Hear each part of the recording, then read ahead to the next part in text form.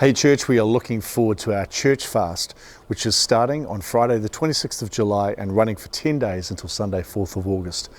If you haven't signed up yet, you can head to theriver.org.nz/I'm fasting, and we will be emailing out encouragements and tips and prayer points for each day of the 10 days to everyone who has signed up.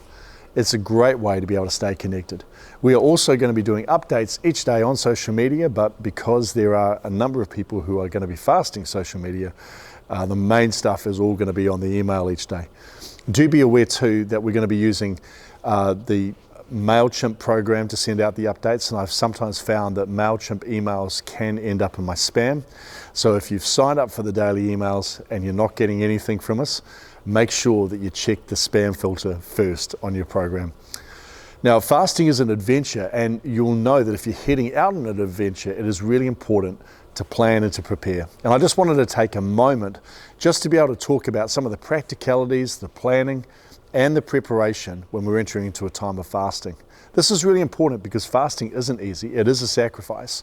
And if you're going to succeed and not only survive but thrive in the 10 days of fasting, it's important to plan and to think ahead a little bit.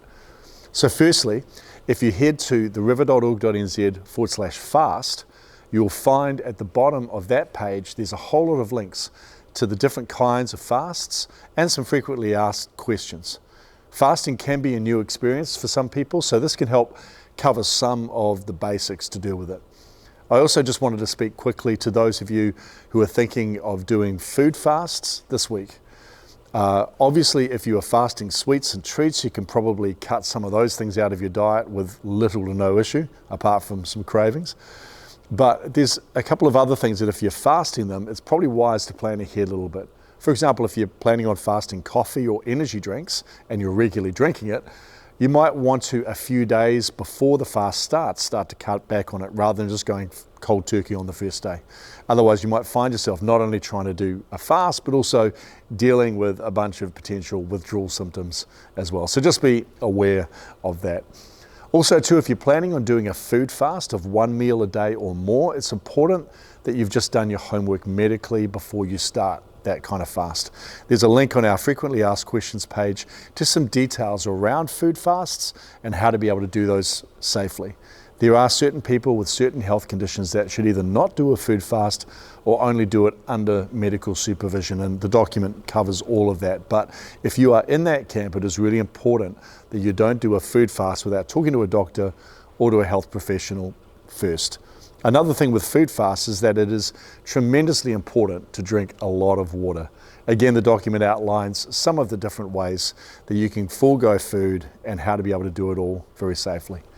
But the other main practical consideration that I'd like you to be thinking about right now is to plan ahead for your fast so that it is intentional. Otherwise, you might suddenly find yourself giving up something, but you haven't really thought about the intentional thing that you're going to be doing to invest into your relationship with God ahead of time.